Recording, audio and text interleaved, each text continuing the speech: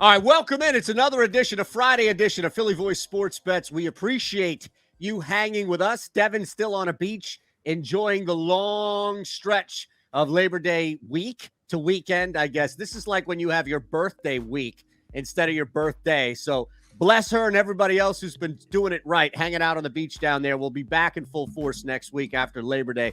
Until then, though, it's myself, Harry Mays, and look at that.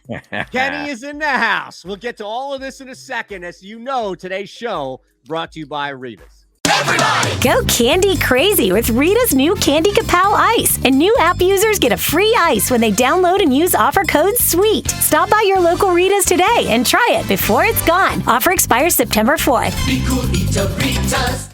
All right, well, we have now 2 straight days of special guests, people that are close to us, both professionally and personally. So it is our pleasure. I mean, you know him as Mr. Moonshot, Harry, yes. The man who has created the Moonshot, who hopefully has this trademarked, I know, gear and everything else out there. Anywhere you can find him on Twitter, we'll let him promote everything, but Twitter, right. The Discord is popping. I'm a member of this Discord, and I see money in my account as a result of that. So not only is Kenny out there crushing the betting world, but he's giving back to the communities as well. And he's got other things. YouTube is popping here. So this dude is on the rise and actually arrived, if you will. Kenny, as always, my friend, it's a great and a pleasure to have you. Don't let the bright lights behind me fool you. All right, it's a lot more presentation than it actually is. But Eitan, Harry, it's a pleasure to be on here with you guys, man. Thank you for having me. Happy Friday. It's just, I think, good vibes in the air, good weather, holiday weekend. College football is on. There's a lot to be excited about, man. Yeah, there certainly is, Kenny. It's great to have you, man. I got to sign up and be part of this Mooney gang. I guess Eitan's already on board, so I gotta come on over. Your Twitter at KIIL Kenny, and I'll tell you, how great was it last night, guys, to be flipping back and forth between college football games. I mean, I was over the moon. Speaking of Moonshot, it was so great to watch some good games too. I mean, we had the over in the Pitt, West Virginia game, and that hit pretty easily. And I was on the wrong side of the Purdue game. They gave up an 80-yard drive to Mr. Clifford and Penn State, and they take that game in the final minute. Now, it's some really exciting stuff in the Big Ten. It feels like we're back, right? I was at a bar hopped a couple different South Philly bars last night. Every single bar was absolutely filled to the brim with people. Like obviously it's a pretty heavy Penn State base in Philly, but I mean you saw jerseys of every school all over the place, man. It's just everybody is so ready for football, and man, we got rewarded with a pretty amazing slate last night. So I know just from joining, the time in which I joined the Mooney gang was towards the end of the NFL season and really heavy into the NBA. But I know that you have so much stuff cooking for the NFL and, props and just building parlays to moonshots. What are you doing, though, with college? Is there anything at all that you've looked at maybe tonight, Saturday? And again, I know that you're hyper-focused on the NFL season like we all are. But you mentioned just, looking at last night. So I'm just curious to get inside your brain here. You don't have to give out anything that's on the Discord here, like any 6-leg shot. I'm just curious if there was one maybe that you were looking at. Because I have something that I got to hit both of you with LSU that I had no idea about.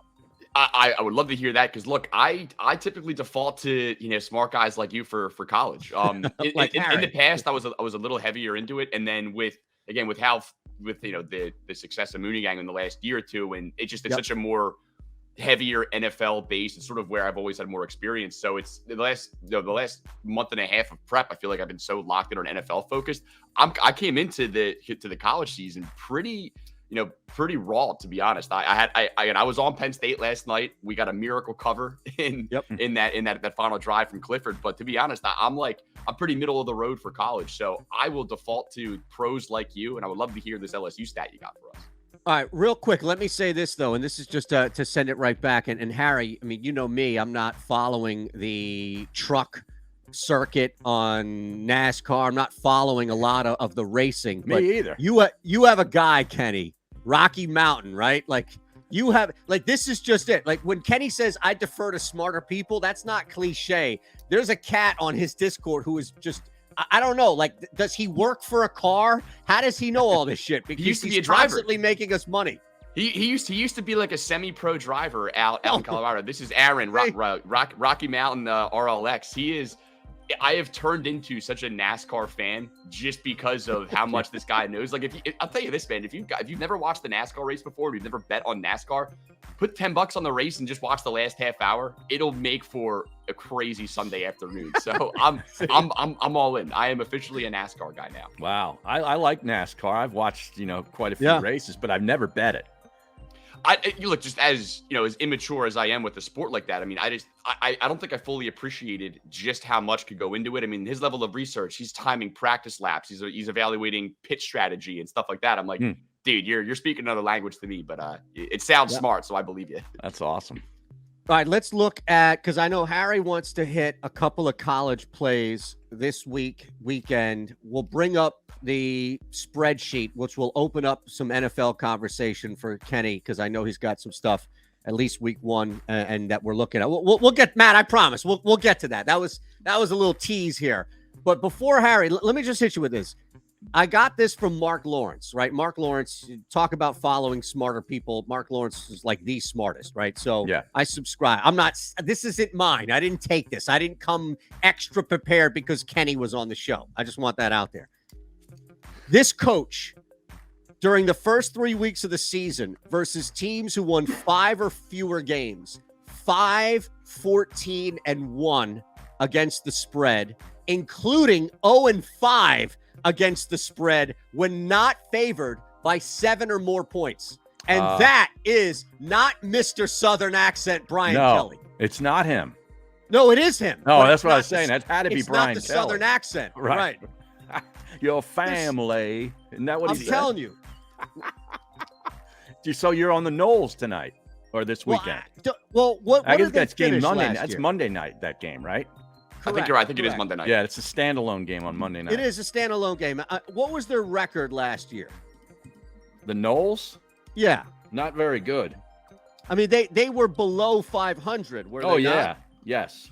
They won 5 games last year. All right. Yeah. How do you not look? This is like a glaring. This is a glaring thing, and so few opportunities do you have to just say, "Oh, that's one trend." You like to see 6 or 7 trends all line up to go in one. Do expect Florida State to be better than they were last year, but 0-5 against the spread when not favored by 7 or more. It's kind of a short number, too, to me. That game's going to be in the Superdome. It's actually Sunday night's standalone game. Clemson plays Georgia Tech on Monday night. Oh, that's right. Standalone. Okay. So, but I'm going to add it to the sheet when we're done here, I'm jumping on the Knolls. Yeah, okay, I like that. What's the moral of the story here? Brian Kelly just plays down to the competition every week one. He comes out of the gate slow against inferior teams. Yeah, I think there's something to that where his teams are just not prepared. Maybe he's not doing a good enough job coaching. Maybe he's not taking the opponent serious enough because in his head, he's a bigger favorite than what's indicated. Yeah, I mean, I think there's something like it's hard for it to be talent, right? You have so many years. You've got 5 times where he's 0-5 against the spread. And just if you were to look at those games individually, I guarantee you that 3 of those 5, you'd say, "Wow, that's a short number. That's a short number." Like we talk about here tonight. That's all. Just I like it. Thought. I like it. Well, I'm already on App State. We gave that out a couple weeks ago. I think it was the second week of the show, Eitan.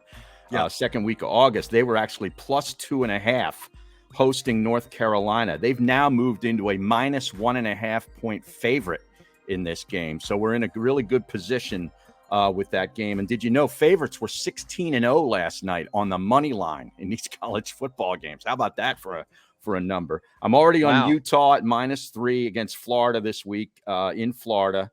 And tonight, Illinois. I really like what Brett Bielema has got going with the Fighting Illini. They won 5 games last year. They pick up Tommy DeVito, the transfer quarterback, came over from Syracuse. He had a very efficient night against Wyoming. Wyoming stinks out loud. I'm not going crazy here with what I saw, but they run the football. It's typical Brett Bielema. And Chase Brown is a star at running back. They also have Reggie Love III. As well. I'm taking them on the money line tonight, plus 100 on the road. They're actually at Indiana, and I think they're going to win. I think they're going to win the game. They're getting 1.5, but I'm going to take them on the money line. Ooh. I think they're a bowl team this year. Do you have anything on their win total? You might want to just double down, right? I got to check that. Speaking of win totals, okay. I wanted to know if any of you guys have reconsidered or taken a position on the Cleveland Cavaliers win total now that the Donovan Mitchell trade was made. It went from 43.5 to 46.5. I would still probably go over. I think they're a pretty good team. Yeah, they're going to be good. Like, yeah. As a Sixers fan, I'm not even like remotely concerned. I don't think they're going to be competing in the East. I don't think they're going to be a spoiler team by any stretch, but they're going to win a lot of games. They're going to win a lot of regular season games, and that's just like that team elevated. And I laugh a little bit. Like I tweet. Sidebar: I don't think there's any more triggered fan base on Twitter than New York Knicks fans. I make one joke about one joke about the Knicks not getting Donovan Mitchell, and I've never gotten more DMs in my entire life from total psychopaths. So shout out the Knicks fans, man. Sorry, you guys have Evan Fournier and Julius Randle. You're going to be fine, but it makes the East more fun, more exciting. I can't imagine how thrilled he was to end up in Cleveland when he had his sights set on Madison Square Garden. But look, that's a team they're gonna do some damage. That young core of Mitchell, Mobley, Garland, they're gonna be decent, man. I still think they're an order of magnitude below the Bucks, the Sixers. Dare I say, Brooklyn? Who knows what that team looks like? But I like the angle on the win total. I think they're going to win. I think they'll win a lot of games. I think they'll probably stumble in as a, maybe 3 or 4 seed. Once push comes to shove, I mean, that should be Sixers and 4. Yeah, man, I'm with you, Kenny. I think they remind me not as far as chemical makeup, but the level of irritant and problem they could be in the first round, like in Atlanta, especially since I think Atlanta has improved too. But I think Cleveland and Atlanta I don't know. We'll see Charlotte. They get Clifford back. I think that helps. These 3 teams, maybe Charlotte a little bit straddling on the outside, can be problems, right? It's like, you're right. If the Sixers faced any of those teams, especially Cleveland and Atlanta, you would expect them to get out of the playoffs or that round. You'd expect them to beat them, but that could hang. Like, they could win 2 games in a series. I think that's what I would look at Cleveland improving to the point where I don't think they get out of the first round so much, but they could hang. They can be an irritant and maybe slow you down if Milwaukee has like a Charlotte or somebody like that who can cruise. But no, I'm with you. So you're going to go over pretty much everything, right? I think so. I think that clearly, I mean, Harry showed that the number is corrected a little bit, but I still think you're probably getting a good deal there. And I thought Utah got a pretty nice haul too, coming back with all those picks and a couple of decent players. I mean, I thought they did as best you could. Yeah. God, if you told me, middle of the season 2 years ago that you're less than 2 years from Utah blowing it all up, I mean, it would have been shocking. They had the best record in the NBA 2 years ago. Great regular season team they were. It's what they really were. And that's what we'll see, right? How that plays out. All right, so what are you looking at? Give me 1 or 2 things, Kenny, because I want to hit you with this spreadsheet in a second. But and then you could just, if there's something egregious, which I'm sure there will be. But what's the process first going into the NFL season for you? And then what have you looked at as far as maybe a week 1 or a futures ticket, something along those lines? So the process for week 1, it's a lot of just sort of wait and see. I think I'm definitely gonna be shelling out less bankroll week 1 than I will probably on my average throughout the course of the season, just because the obvious. There's just more uncertainty. You don't really know what's going on. I think you can put a little bit of stock into like which guys were getting sat out in late preseason, like more recent preseason games, just to get a sense of who may be the guy, especially on teams with like muddled backfields. And I think Buffalo is a perfect example. You've got Buffalo at the Rams kicking off on Thursday night, and there's already props up for that game.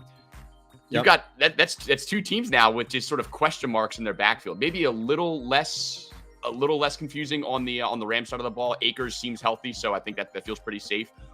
On Buffalo, man, there's between Singletary, Zach Moss, the rookie Cook, like I just don't know who's going to be the guy that's getting the goal line touches there. And I think that's a spot where, and maybe I'm a little biased because Zach Moss won me a lot of money last year, but I'm seeing Zach Moss at plus 300 right now. He could finish the game with like a 10% snap count, but he's a bigger back than Singletary. They used him at the goal line last year. And I think it's plus 300 just because we don't know. Like, we truly don't know what the splits are going to look like. So I think in week 1, you can take some shots like that, but for the most part, it's a lot of question marks and a lot of wait and see. But I got Zach Moss staring me square in the face right now to score on Thursday at plus 300, and I haven't bet it yet, but that's one that's certainly interested me. All right, watch this, Harry. Mm-hmm. Zach Moss 30-1, 2 TDs. I mean, wow. Come on, that's what you do, Kenny. Wow. I know, but we hit him at 95-1 in week 2 last year. It's like I feel like I'm getting a bad deal. But look, I think between him again, there's a lot of hype on James Cook, the rookie. Like I would be stunned if he got a heavy workload come week 1. But I think those are some of the spots, like the questionable backfields. I think you're going to find some intriguing value in week 1, and I can't wait to have a full slate of games to be able to work with. Yeah, but it's tough to go with a rookie running back early in the season because they're not on the field enough because they don't pick up pass protection well enough. So a lot of times those guys, they don't get a lot of run early in the season typically. Yep. What is he to score 3? No, I'm just kidding. I like scoring though at plus 300, a 3-1 for that. Just looking around, you always want to go to Cup and see he's at 94.5. I don't know. I mean, you would think that anything under 100 would be interesting. You're going to be betting into a little bit higher. I mean, they're all minus 114 across, so you might be getting in early now. And then I always like to look at if I can get a burner, like Gabriel Davis, for example, right? His longest reception is 22.5. You would look at something along those lines as far as where his receiving yards are. Somebody whose receiving yards might be close, 61.5, so not as big, but one guy I was looking for in this game was Isaiah McKenzie. So there's a lot of hype on him. I feel like anyone that still hasn't drafted their fantasy teams yet, he seems to be like the late sleeper that everyone wants to talk about. But it makes a ton of sense. You feel bad. You had Cole Beasley sort of like begging for a job on Twitter the other day, but they like McKenzie's now the guy. Beasley out of the slot last year. It's like the team scored so many points, you just forget like how much production there was to go around. Like this might be the quietest like 82 reception season ever. I mean, it's not change your life numbers, but Beasley missed some games last year, had 82 catches, 690 yards, and a touchdown. Isaiah McKenzie should see that at minimum, plus maybe a few more targets out of that slot. So I'm seeing his touchdown props. I'm not seeing his receptions or receiving yards prop for Thursday. I imagine we'll get them closer to the game. But if you get McKenzie, I imagine he comes in maybe 3.5 catches.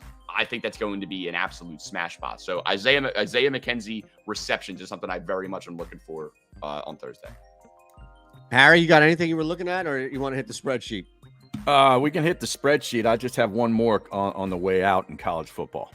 Oh, yeah, absolutely. Yeah. We're going to get that for sure. And then maybe, I don't know if Kenny's looked at a K ladder for Gibson tonight yet, but we'll get some.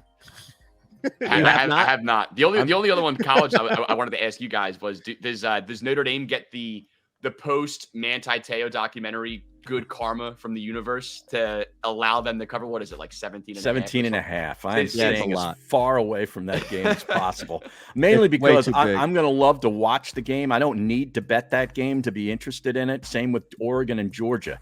I'm staying away from that game too, but I hope they can keep it close. Honestly, keeping it close to me, if I was going to take a shot, I would take a long shot and play like Notre Dame, Ohio State halftime, full time, and try and just angle or take Notre Dame first half spread, which would probably make more sense, right? But something along those lines, because I'm with you, Harry. I don't know. I don't trust that number. I don't trust Notre Dame.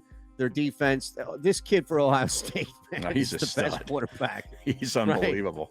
Right? Would you be shocked if Ohio State won by 30? No, I wouldn't. No, I wouldn't be. No. I would be shocked if they didn't. Like if anything more, anything less than 3 touchdowns is going to feel like they let up. There's always accelerated hype around Notre Dame, and especially now with this new coach, everybody loves him, and he played at Ohio State, and he's been a defensive coordinator for the Irish, and the school is just over the moon, again, to use the moon reference about this guy. I just think there's a lot of hype always around Notre Dame, and I wouldn't be surprised if it's 48-17 Ohio State come the end of the game. All right, real quick before we get out of here, because I know Harry's got one. I've got a little baseball play I want to give you, especially since I'm surprised it's at plus 110. But Matt, if you can, Matt Cherico, of course, our great producer. This is now I've added to this a little bit here. All right, I added a couple of games at the bottom. New Mexico State did not cover that 36, which was, I just don't know how. I foolishly took Northern Arizona, who I will be back fading. Absolutely. When they're not playing an FCS team, I will be fading them. That team is a disaster. And for some reason, I jumped in on a live total that made no sense. So I got crushed last night on those three. But if I could just bring your attention to the BetMGM one, Matt, so that one, since Penn State hits, and then I had the middle with the top one, the 3-team teaser with Northwestern and Purdue +9, and then Middle Tennessee. So we'll wait for that one. So the good one was the 4-leg to open up the season. That hits $25 to $3.90. I'll take it.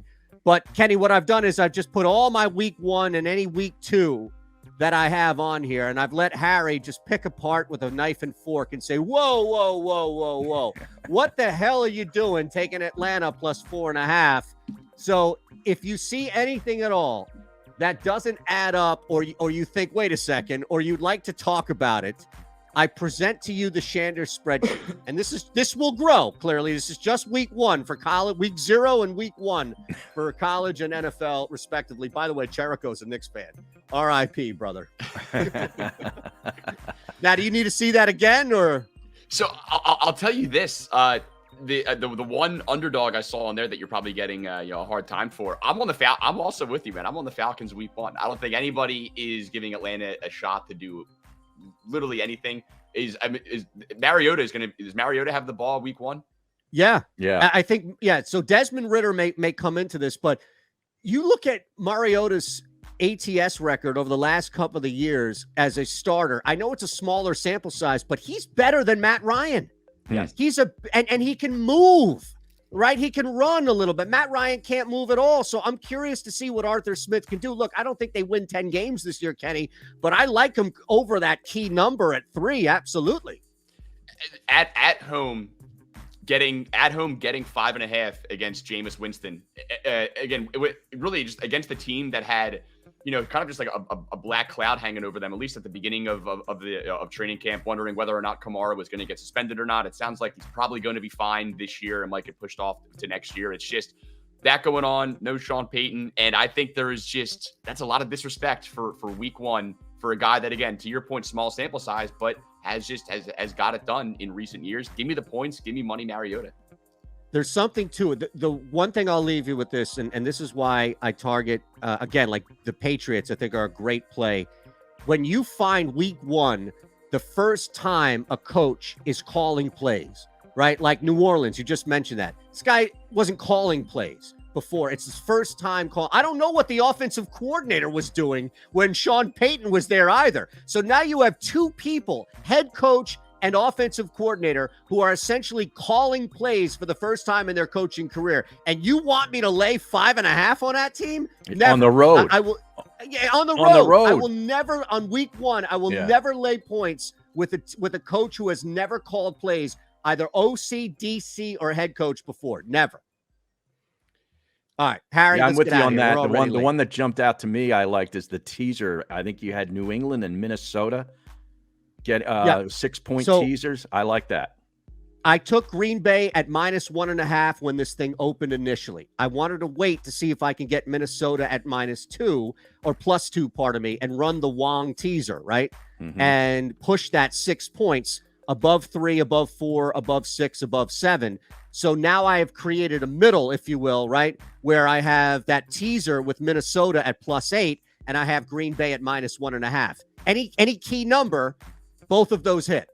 Right. So that was the thinking there. Love it. We've kept Kenny already long enough. He's got work to do. So. Well, one other one going out. I really like Arkansas this year. the Razorbacks. I think Coach Pittman has something good going down there. Had a good year last year. They bring back KJ Jefferson to do everything quarterback, running and throwing. He's the offense. They also have Sanders and Johnson in that backfield. And I just think Cincinnati, you speak of Desmond Ridder, who's now down with the Atlanta Falcons. I mean, finding the heir apparent to him, they still haven't named the quarterback, whether they're going with senior Ben Bryant or Evan Prater, both of these guys saw some action last year. But I just think that Arkansas by a touchdown is something that I'm going to take a bite out of. Like it. I love Arkansas. I'm with you, man. We talked about them a couple times so far. I can't wait to just watch them play. Kenny, before you leave us with any last words, especially where we can find you and promote the hell out of the YouTube channel, everything you're doing, please. One little thing to think about tonight on the diamond. Two of the worst pitchers, especially when it comes to whip and just putting men on the base path, are going at it. Texas, Boston, over 5.5 first half is plus 110 on FanDuel. Dallas Keuchel versus Nick Pivetta, and I'm getting over basically 6 runs in the first half at plus 110. Sign me up for that. I'll leave you with one baseball play. I was just looking at this. You've got the in terms of their ability to give up home runs. You got the best pitcher in baseball on the mound in Josiah Gray tonight. He's given up 32 home runs this year. That is first in the league by a lot. Going up against the Mets at Citi Field. Lindor hasn't homered, I think, in like 15 games. It's the longest stretch he's gone without a home run in probably 2-3 months. He's got 21 on the year. Going up against the king of the turkey tossers, Frankie Lindor, home run, plus 430, Friday Night Fingers. Talon, let's go. Let's cash some tickets. But guys, appreciate you having me on, man. Call me anytime. I love both of you, so I'll do this literally anytime you give me the call. Follow me on Twitter, guys, at KillKenny. DM me if you have any questions about the Discord. It's the weirdest community of people that you're going to find, but it's really the best group of people that I've been lucky enough to be their quote unquote fearless leader. So I love the Mooney Gang. Eitan, thank you for all the support that you've given me really since I started all of this, man. I wouldn't have had any shred of anything I would call light success if I haven't had people that have been already crushing this industry long before I came around to sort of show me the way. So thank you both for that, man. It means a lot. Appreciate Twitch, YouTube, you want to promote anything else? Yeah, I got a YouTube channel as well. We're trying to grow. More important than Twitch. If you have anything at all, forget paying for my Discord or whatever. Watch me on Twitch on Sunday mornings, the Sunday morning pregame show. Love to have either of you guys on literally at any time. It's like my favorite piece of content that I do. Crack a beer, bet a little football, and start your Sunday properly. Well, you know me. I can't get enough of my face on any screen, so I'm there. And do me a favor, because Harry, if he's not already, is following you on Twitter and would like a follow back. And he has like this stupid rule of like 48 hours that I told him. It's a 48-hour rule, yeah. But I've been following Kenny for a long time. Hey, so rules are rules. It's an oversight. See, he's blushing over there, right? That's the lighting. Right. It's the lighting. We love you, brother. Thank you. Thanks to everybody else for hanging with us. Hit the thumbs up. Make sure you subscribe. Thanks to Matt for producing. RitasIce.com, code name Fizzy, or code word Fizzy. We'll see you Tuesday.